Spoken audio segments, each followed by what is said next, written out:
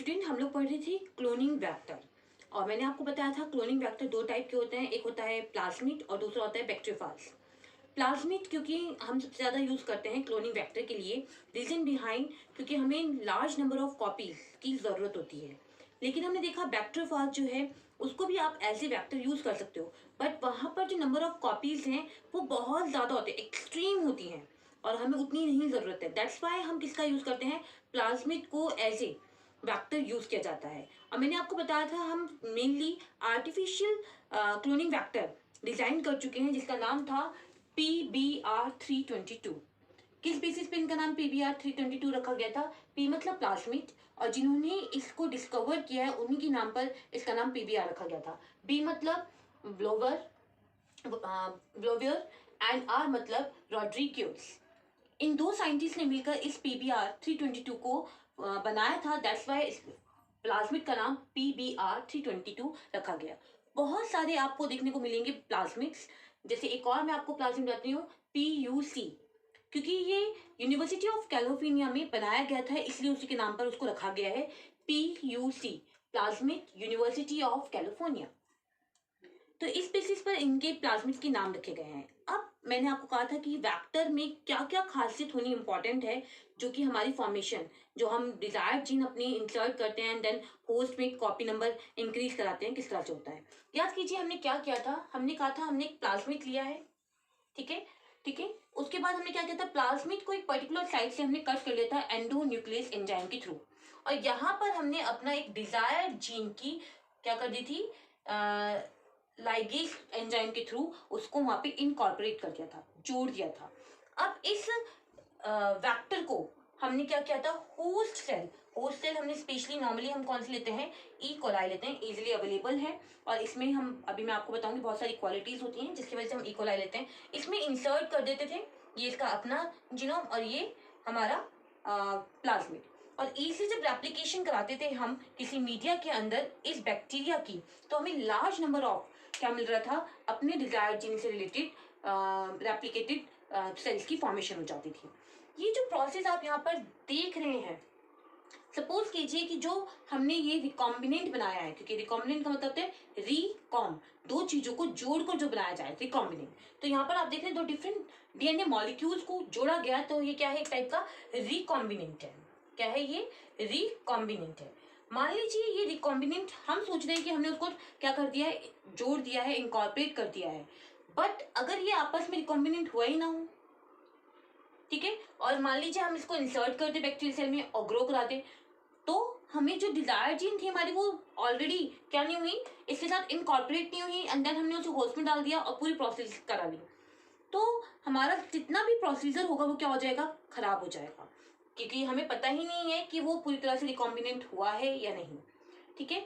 तो इसलिए इस चीज को चेक करने के लिए कि हमारा ये प्रोसेस पूरा कंप्लीट हुआ है या नहीं, उसके लिए हमें ऐसा प्लाज्मिड डिजाइन करना पड़ा ताकि इस चीज को हम इस पूरी प्रोसेस करने के बाद हमें पता चले, उससे पहले ही उस चीज को हम क्या कर लें, डिटेक्ट कर लें, पहचान लें, जान लें। उस चीज के लिए हमने, हमारे जो साइंटिस्ट थे बॉलिवर एंड रॉड्रिगस, उन्होंने PBR322 की फॉर्मेशन की, और उन्होंने क्या किया, उन्होंने एक प्लाज्मिड लिया जिसका नाम मैंने आपको बताया PBR322 है। उसमें सबसे पहला पॉइंट जो हमें हमेशा ध्यान रखना है कि हमारे वेक्टर में प्रेजेंट होना चाहिए, वो है ORI, ORI मतलब ओरिजिन ऑफ रेप्लिकेशन। आप लोग अच्छे से जानते हैं वो पॉइंट, वो सिक्वेंस देने की जहां से इनिशिएशन स्टार्ट होगा, किसका, रेप्लिकेशन का, उस पॉइंट को हम बोलते हैं ORI, ORI, ओरी। तो फर्स्ट है ओरी साइट, उस पर्टिकुलर प्लाज्मिड में वो ओरी साइट का होना बहुत इंपॉर्टेंट है, ओरिजिन ऑफ रेप्लिकेशन। क्योंकि अब हमें पता है कि यहाँ से इस पर्टिकुलर पॉइंट से क्या होगा, रेप्लिकेशन की प्रोसेस स्टार्ट होगी, तो हमें कोशिश करनी चाहिए कि इसी पॉइंट के आसपास हम अपना डिजायर्ड जीन क्या करें, इंसर्ट करें। तो या तो उसको हम डिजायर्ड जीन, डिजायर्ड DNA बोल सकते हैं, या LN-DNA भी बोल सकते हैं। तो वह हमें कहाँ पर, ओरिजिनल और रेप्लिकेशन के आसपास ही क्या करना चाहिए, इंसर्ट करना चाहिए। और दूसरी एक और हमारी इस ऑरी साइट की खासियत है कि उसकी खासियत है कि पर्टिकुलर प्लाज्मिड जो होते हैं उन पे डिपेंड करता है, उस प्लाज्मिड की इस जीन पर डिपेंड करता है कि वो जो हमने डिजायर्ड जीन वहां पे इंसर्ट किया है उसकी वो नंबर ऑफ कॉपीज कितनी फॉर्म करेगा।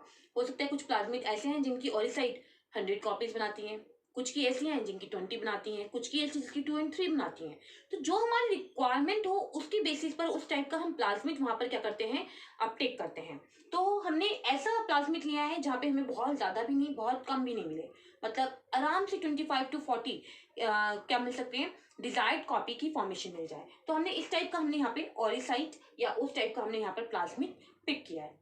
अब क्योंकि मैंने कहा कि ये पूरा प्रोसीजर हो जाए और उसके बाद हमें पता चले कि हमारी डिजायर्ड जीन तो इंसर्ट ही नहीं हुई, तो उस चीज को चेक करने के लिए हमारा नेक्स्ट जो मेन पॉइंट है वो है सिलेक्टेबल मार्कर्स। क्या है सिलेक्टेबल मार्कर्स? हमने क्या किया, हमने अपने इस प्लाज्मिड के अंदर 2 सिलेक्टेबल मार्कर्स लिए। एक है AMPR मतलब एम्पिसिलिन रेसिस्टेंट, दूसरा है TETR टेट्रासाइक्लिन रेसिस्टेंट। एम्पिसिलिन और टेट्रासाइक्लिन आप लोग नाम से ही इंडिकेट समझ गए होंगे कि एंटीबायोटिक रेसिस्टेंस की बात कर रहे हैं। हमने अपना जो ये क्या लिया है, प्लाज्मिड लिया है, वहां पर 2 ऐसे जीन लिए हैं जो कि एम्पिसिलिन रेसिस्टेंट हो और टेट्रासाइक्लिन रेसिस्टेंट हो। याद कीजिए मैंने आपको एक प्लेट दिखाई थी और मैंने वहां पर शो किया था कि कौन सा पर्टिकुलर ऑर्गेनिज्म उस एंटीबायोटिक में सरवाइव कर रहा है और नहीं कर रहा है। ठीक है, तो अगर सपोज कीजिए मैंने एक सेलेक्टेबल मार्कर लिया है, 2 मेन एंटीबायोटिक लिए, एम्पिसिलिन दूसरी टेट्रासाइक्लिन। ठीक है, इसलिए मैंने यहाँ लिखा है एंटीबायोटिक रेसिस्टेंट जीन। ये ऐसी जीन है जो एक पर्टिकुलर एंटीबायोटिक को रेसिस्ट वहां पर रहती हैं। ठीक है, एक एम्पिसिलिन और दूसरी टेट्रासाइक्लिन। एम्पिसिलिन रेसिस्टेंट मैंने 2 प्लेट बनाई, एक प्लेट मैंने एम्पिसिलिन की बनाई, एक प्लेट मैंने टेट्रासाइक्लिन की बनाई। मतलब मैंने एक ऐसा मीडिया लिया जिसमें एम्पिसिलिन था और दूसरा मैंने मीडिया ऐसा लिया जिसमें टेट्रासाइक्लिन था। अब मैंने क्या किया, जो एम्पिसिलिन वाली स्लाइड थी, पेट्री प्लेट थी, उसमें मैंने इसको ग्रो कराया। तो मैंने देखा यहाँ पर सारी क्या हो गई, बैक्टीरियल कॉलोनी वहां पर ग्रो हो गई। तो इट मीन्स इजिली ग्रो हो रही है, तो इट मीन्स वो कैसी जीन है, एम्पिसिलिन रेसिस्टेंट जीन में इजिली ग्रो कर सकता है मेरा ये प्लाज्मिड। ठीक है, मैंने अगर इसको इस प्लेट में ग्रो कराया और मैंने देखा ये ग्रो हो रहा है, यहाँ पर कॉलोनी नजर आ रही है एम्पिसिलिन रेसिस्टेंस में, तो इट मीन्स इस एम्पिसिलिन एंटीबायोटिक के अंदर मेरा ये जो प्लाज्मिड है वो इजिली क्या हो रहा है, ग्रो हो रहा है। दूसरी तरफ मैंने क्या किया, टेट्रासाइक्लिन, क्योंकि मुझे अपना डिजायर्ड जीन चेक करना है कि वो वहां पर ग्रो होगा या नहीं। मैंने क्या किया, इस डिजायर्ड जीन में से टेट्रासाइक्लिन वाले पार्ट से कट करके टेट्रासाइक्लिन वाली जीन रिमूव कर दी और अपनी डिजायर्ड जीन मैंने यहाँ पे क्या कर दी, इंसर्ट कर दी। ठीक है, मैंने क्या किया, टेट्रासाइक्लिन वाली जीन जो थी उसको तो रिमूव कर दिया और जो मेरी अपनी डिजायर्ड जीन थी मैंने उसको वहां पर क्या कर दिया, इंसर्ट कर दिया। देखिए ये मेरी टेट्रासाइक्लिन रेसिस्टेंट जीन थी, उसको रिमूव कर दिया और मैंने अपने डिजायर्ड जीन को इंसर्ट कर दिया। अगर मैं अपनी डिजायर्ड जीन यहाँ पे इंसर्ट कर दूंगी तो नेचुरल है, अब टेट्रासाइक्लिन वाली जो जीन होगी वो तो वहां पर है ही नहीं। तो अब मेरा जो ये प्लाज्मिड है वो टेट्रासाइक्लिन में क्या नहीं होगा, ग्रो नहीं होगा। अगर वो वहां पर क्या हो गया है, इजिली इंसर्ट हो गया है, इनकॉर्पोरेट हो गया है। तो अगर इंसर्ट नहीं हुआ है और इनकॉर्पोरेट नहीं हुआ है तो वो क्या करेगा, तो वो वहां ग्रो हो जाएगा। ठीक है, तो अगर मैंने अपने डिजायर जीन यहाँ इंसर्ट कर दी तो इसके लिए हम टर्म्स करेंगे इंसर्शनल इनएक्टिवेट। टेट्रासाइक्लिन वाली जो जीन है अब वो वहां पर क्या हो जाएगी, इनएक्टिवेट हो जाएगी। तो मैंने वही किया, मैंने एक पेट्री प्लेट ली और पेट्री प्लेट में मैंने फर्दर, अब क्योंकि मैंने यहाँ पे अपने डिजायर्ड जीन क्या कर दी, इंसर्ट कर दी। ये क्या है, मेरी अब डिजायर्ड जीन है। यहाँ पर कौन सी जीन है, मेरी अब डिजायर्ड जीन है। ठीक है, अब मैंने इस प्लाज्मिड को इस पेट्री प्लेट में ग्रो कराया।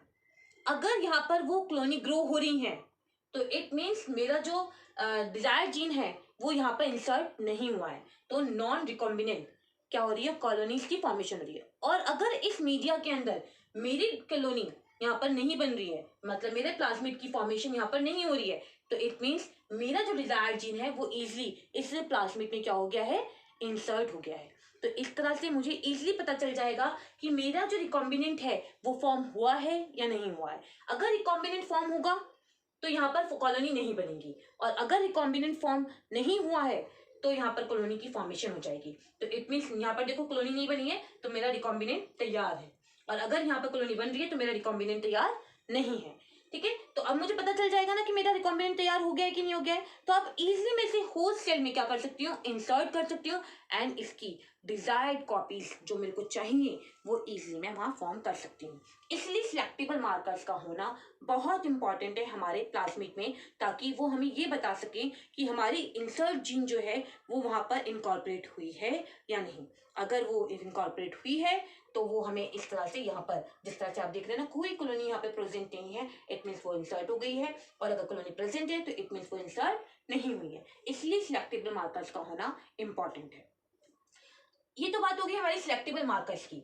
इसी चीज को हम दूसरी तरीके से भी चेक कर सकते हैं। दूसरी तरीके से मतलब मान लीजिए अब मैं इन सिलेक्टेबल मार्कर्स का यूज ना करूं, तो आप सबको पता है कि जो हमारा प्लाज्मिड है उस प्लाज्मिड के पास एक पर्टिकुलर मान लीजिए जीन है। जैसे हम इकोलाई लेते हैं, ठीक है ना, इकोलाई का प्लाज्मिड लेते हैं क्योंकि हमने ये पीबीआर भी किससे बनाया है, इकोलाई से बनाया है। इसके पास एक पर्टिकुलर जीन है जो कि एक एंजाइम की फॉर्मेशन करती है जिसका नाम है बीटा ग्लैक्टोसाइडेज। याद होगा आपको, लैक जीन के नाम से इसको हमने ऑप्रोन में पढ़ा था, लैक्टोज, ठीक है, लैक जीन। ठीक है, तो हमने देखा कि इस प्लाज्मिड के पास क्या है, एक पर्टिकुलर जीन है जो कि एक एंजाइम की फॉर्मेशन करती है बीटा ग्लैक्टोसाइडेज। मेनली ये बीटा ग्लैक्टोसाइडेज जब मेटाबॉलिज्म करता है तो ये फॉर्मेशन करता है एक्स गैल, GAL, एक्स गैल की फॉर्मेशन करता है। ठीक है, इस एक्स का मतलब है हेलोजन, हेलोजन ग्रुप जिसका नाम है 5 ब्रोमो 4 क्लोरो, और गैल का मतलब है बीटा ग्लैक्टोपाइरेनोसाइट। रिपीट कर रही हूँ, 5 ब्रोमो 4 क्लोरो बीटा ग्लैक्टोपाइरेनोसाइट। ये इस मेटाबॉलिज्म करने के बाद इसकी कंपाउंड की फॉर्मेशन करता है। जब ये कंपाउंड बनता है और ये ग्रो होता है बैक्टीरिया प्लेट पर, तो ये एक इंडिगो कलर कंपाउंड मतलब ब्लू कलर की कॉलोनी को शो करता है। रीजन बिहाइंड, क्योंकि ये क्रोमोजेनिक है। क्रोमोजेनिक मतलब जो कलर प्रोडक्शन को शो करे। ठीक है, तो बैक्टीरिया प्लेट पे ये ब्लूइंग कलर नजर आता है। अब मैं क्या करूंगी, अगर मेरे पास क्या नहीं है, सिलेक्टेबल मार्कर्स नहीं है, तो मैं इस प्लाज्मिड में इस पर्टिकुलर जीन पर अपनी डिजायर्ड जीन क्या कर दूं, इंसर्ट कर दूं। ये देखो, मैंने इस जीन की जगह क्या कर दी, अपनी डिजायर्ड जीन इंसर्ट कर दी, तो ये जीन क्या हो जाएगी, इनएक्टिवेट हो जाएगी। तो इंसर्शनल इनएक्टिवेट, ये वाली जीन क्या होगी, इनएक्टिवेट हो गई।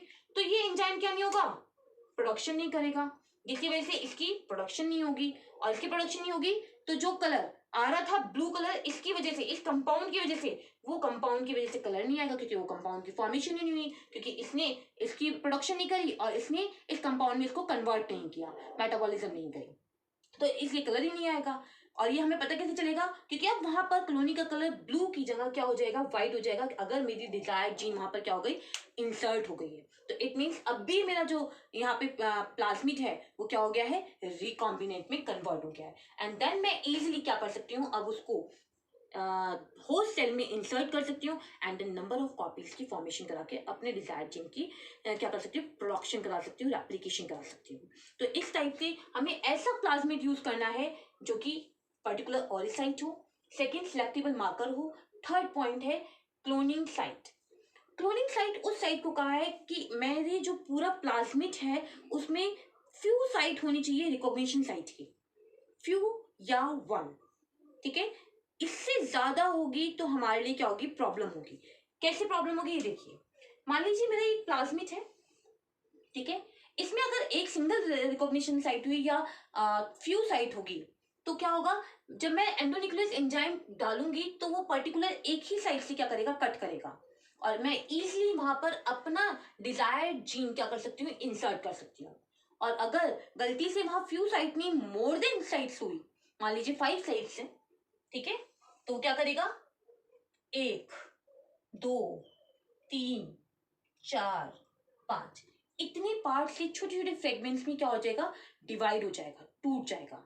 एंड देन अगर मैं मान लीजिए इसमें अपनी इंसर्ट भी कर दूं डिजायर्ड जीन, तो इनको जोड़ना लाइगेज एंजाइम के थ्रू, इनको वापस कन्वर्ट करना प्लाज्मिड में is too difficult to me. ठीक है, दैट्स वाई हमें क्या करना चाहिए, हमें ऐसा प्लाज्मिड लेना चाहिए जहां पर क्या हो, क्लोनिंग साइट फ्यू हो या 1 हो, जिसको हम रिकॉग्निशन साइट भी बोल सकते हैं। क्लोनिंग साइट बोलो या रिकॉग्निशन साइट बोलो, ठीक है, तो हमें कोशिश करनी चाहिए कि वहां पर या तो फ्यू हो या 1 हो। तभी हम इजीली अपने डिजायर्ड जीन को वहां पे क्या कर सकते हैं, इंसर्ट कर सकते हैं। जो कि मैं आपको पहले बता चुकी हूँ, हमें कोशिश करनी चाहिए क्लोनिंग वैक्टर, हमें ऐसा वैक्टर लेना चाहिए जो कि साइज में छोटा हो, ठीक है, जिसका मोलिकुलर वेट भी क्या हो, कम हो, क्योंकि अगर साइज में छोटा होगा तो इजीली वहां पर रिकॉग्निशन साइट सिंगल या फ्यू होंगी, और सिंगल और फ्यू हुई तो हम पर्टिकुलर एंडोन्यूक्लियस एंजाइम से कट करके इजीली अपना डीएनए इंसर्ट कर सकते हैं, डिजायर्ड डीएनए, एंड देन उसको रिकॉम्बिनेट करके होस्ट में इंसर्ट करेंगे और खूब सारी कॉपीज की फॉर्मेशन कर सकते हैं। लेकिन अगर वो बहुत ज्यादा लंबा लार्ज हुआ तो रिकॉग्निशन साइज भी ज्यादा होंगी, और रिकॉग्निशन साइज ज्यादा होंगी तो हमें ये वाली प्रॉब्लम क्रिएट हो जाएगी। हर जगह से जब हम एंडोन्यूक्लियस एंजाइम ऐड करेंगे तो वो बहुत सारी जगह से क्या हो जाएगा, कट हो जाएगा, और कट हो जाएगा तो उसको लाइगेज एंजाइम की तरह हमें जोड़ना बहुत डिफिकल्ट हो जाएगा, और उसका मोलिकुलर वेट ज्यादा होगा क्योंकि उसका नंबर ज्यादा है, लार्ज साइज है, तो भी हमें दिक्कत होगी। तो हमें प्लाज्मिड या हमें क्लोनिंग वैक्टर कैसा लेना चाहिए, कुछ इस टाइप का क्लोनिंग वैक्टर लेना चाहिए। पहली चीज उसमें क्या होनी चाहिए, ओरिसाइट होनी चाहिए, जो कि रेप्लिकेशन में हेल्प कर सके और जो हमारा डिजायर्ड जीन है उसके कॉपी नंबर को कंट्रोल करने में हेल्प कर सके। सेकंड, सिलेक्टेबल मार्कर्स होने चाहिए, या फिर हम अपनी जीन को थ्रू डिजायर्ड जीन में कन्वर्ट कर सके, ताकि हमें पता चल जाए कि हमारी जो डिजायर्ड जीन है रिकॉम्बिनेंट में कन्वर्ट हुई है या नहीं, ताकि अगर नहीं हुई है तो हम अपना एक्सपेरिमेंट वहीं स्टॉप करके दोबारा से स्टार्ट करें। अदरवाइज अगर हम पूरा एक्सपेरिमेंट कर लेंगे तो हमारे लिए प्रॉब्लम हो जाएगी कि हमें एंड में रिजल्ट मिला कि हमारे रिकॉम्बिनेंट जीन वहाँ पे प्रेजेंट ही नहीं है। तो हमारे पास कैसा क्लोनिंग वेक्टर होना चाहिए, जिसमें सिलेक्टेबल मार्कर्स प्रेजेंट हो, ठीक है। क्लोनिंग साइट कैसी होनी चाहिए, फ्यू या वन होनी चाहिए, ताकि हम इजीली अपना डिजायर्ड डीएनए क्या कर सके, इंसर्ट कर सके और प्रोसेस को कंप्लीट कर सके। तो इस तरह से हमें प्लाज्मिड को क्या करना चाहिए, ऐसे प्लाज्मिड को पिक करना चाहिए जिसमें ये सारी खूबियां प्रेजेंट हो। और जो हमारे साइंटिस्ट थे बॉलिवर एंड रॉड्रिग्यूज, उन्होंने इसी टाइप के प्लाज्मिड की फॉर्मेशन की थी, और उससे हमें इजी हुआ था कि हम अपनी कोई भी डिजायर्ड जीन को इजीली रेप्लिकेट करा के खूब सारी कॉपी की फॉर्मेशन करा के और उनसे आगे क्या कर सकते थे, फंक्शन शो कर सकते थे। Thank you everyone.